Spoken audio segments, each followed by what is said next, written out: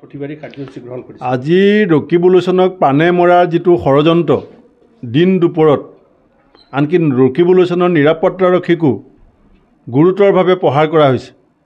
আৰু হিমন্ত বিশ্ব শৰ্মা ডাঙৰীয়াৰ বিধানসভাত যিটো মন্তব্য, সেইটো অত্যন্ত ভেঙুচালিমূলক আৰু অত্যন্ত লঘু এটা মন্তব্য তেওঁ দিছে।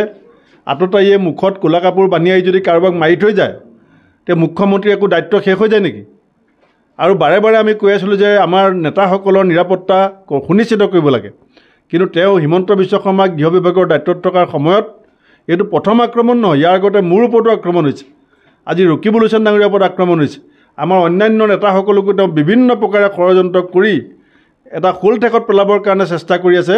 কাৰণ 2026 যে তেওঁৰ বিপদ আসন্ন, তেওঁৰ জনপ্ৰিয়তা যে দিনক দিনে কমিছে, পৰিয়ালৰ দুৰ্নীতি ভ্ৰষ্টাচাৰ যে বাঢ়িছে, এই কথাবিলাকৰ কাৰণে আজি উমৰাংচুত যিধৰণে অবৈধ কয়লা খনিত শ্ৰমিকৰ মৃতদেহ এতিয়াও বিচাৰি উলিয়াব পৰা নাই, এই কথাবিলাকৰ কাৰণে আজি হিমন্ত বিশ্ব শৰ্মাই দাদাগিৰি বাহুবল প্ৰয়োগ কৰি পেলাই বিৰোধীক নিশেষ কৰিবৰ কাৰণে যিটো ষড়যন্ত্ৰ কৰিছে, এই কথা আমি কেতিয়াও মানি নলওঁ।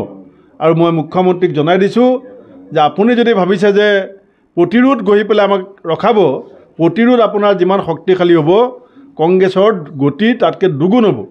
আৰু কালিলৈ নগাঁও জিলা কংগ্ৰেছক ইতিমধ্যে মই নিৰ্দেশ দিছোঁ, SP অফিচ নগাঁৱত কালিলৈ ঘেৰাও কৰা হ'ব জিলা কংগ্ৰেছৰ নেতৃত্বত, আৰু জিলাই জিলাই SP কাৰ্যালয়ত গৈ আমাৰ দলীয় কৰ্মীসকলে প্ৰতিবাদ কৰিব আৰু ৰাজ্যপাললৈ এখন স্মাৰকপত্ৰ প্ৰদান কৰিব।